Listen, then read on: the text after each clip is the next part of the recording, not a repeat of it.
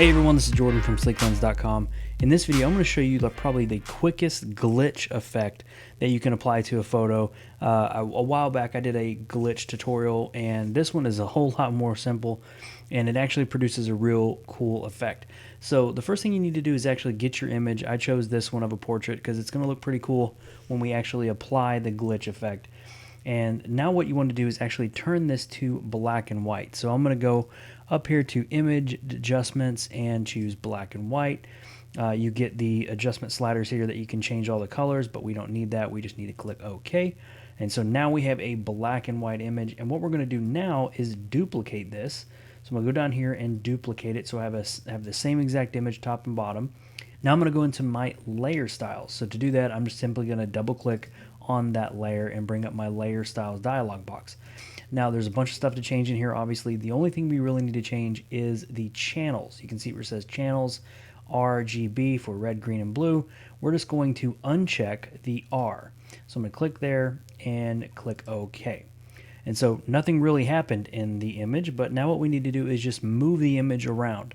So I'm going to click my arrow over here, and I'm just going to use my keyboard, the left and right arrow keys, and I'm just going to do go make this image on top go right a little bit. So you can see as I go right, you can see it's applying that cool kind of glitch effect. It's got that little red hue back there with a little bit of green. We can go the other way. You can see kind of go back to black and white, and now we have a lot more red and blue there. We can go up and down if we wanted to.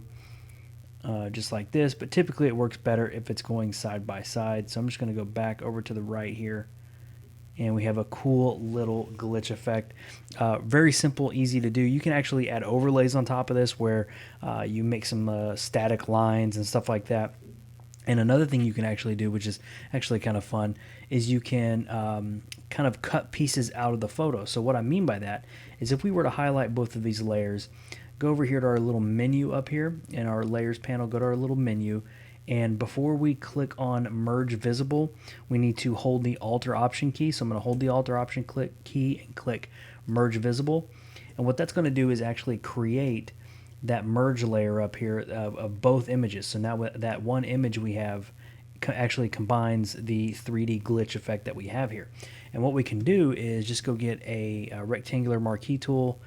I can go over here and maybe go straight across here, and we'll click Command or Control C to copy and Command or Control V to paste.